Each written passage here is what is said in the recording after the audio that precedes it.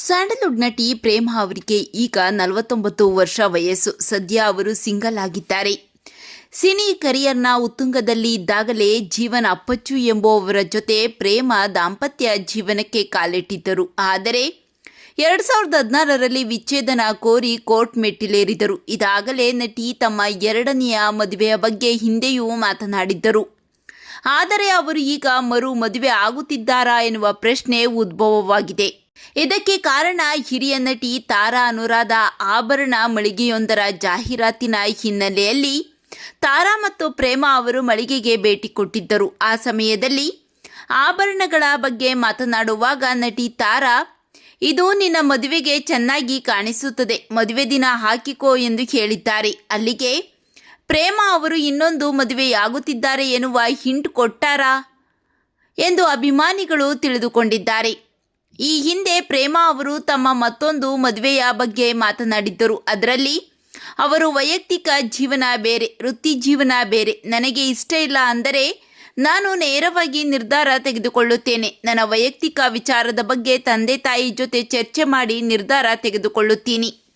ಅನೇಕರು ಜೀವನದಲ್ಲಿ ಸಮಸ್ಯೆ ಬಂತು ಅಂತ ಆತ್ಮಹತ್ಯೆ ಮಾಡಿಕೊಳ್ಳುತ್ತಾರೆ. ಆದರೆ ಅವರಿಗೆಲ್ಲ ಸವಾಲನ್ನು ಎದುರಿಸಬೇಕು ಎಂದು ಹೇಳುತ್ತೀನಿ.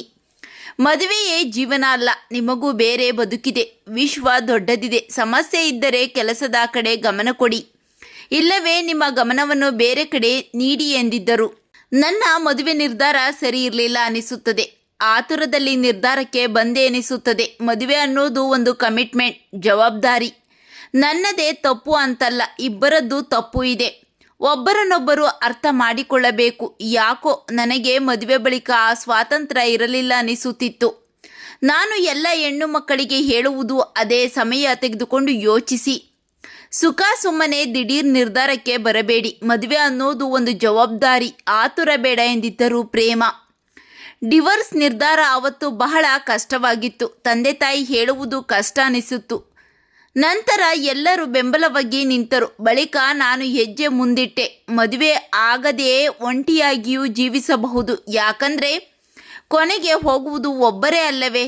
ಇನ್ನೊಬ್ಬರ ಮೇಲೆ ಯಾಕೆ ಅವಲಂಬಿತವಾಗಬೇಕು? ಇನ್ನೊಬ್ಬರ ಮೇಲೆ ಯಾಕೆ ನಿರೀಕ್ಷೆ ಇಟ್ಟುಕೊಳ್ಳಬೇಕು ಎಂದು ಪ್ರಶ್ನಿಸಿದರು ನಟಿ.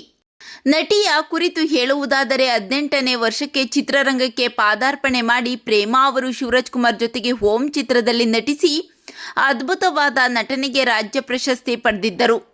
ತುಂಬ ಕಡಿಮೆ ಸಮಯದಲ್ಲಿ ಕನ್ನಡ, ತೆಲುಗು ಚಿತ್ರರಂಗದ ಸ್ಟಾರ್ ನಟರಿಗೆ ಪ್ರೇಮಾ ಅವರು ನಾಯಕಿಯಾಗಿ ಮಿಂಚಿದ್ದಾರೆ. ಪ್ರೇಮಾ ಅವರು ಎರಡನೇ ಮದುವೆ ಆಗಬೇಕಾ ಬೇಡವಾ? ನಿಮ್ಮ ಅನಿಸಿಕೆ ಅಭಿಪ್ರಾಯಗಳನ್ನು ತಪ್ಪದೇ ಕಾಮೆಂಟ್ ಮಾಡಿ ತಿಳಿಸಿ.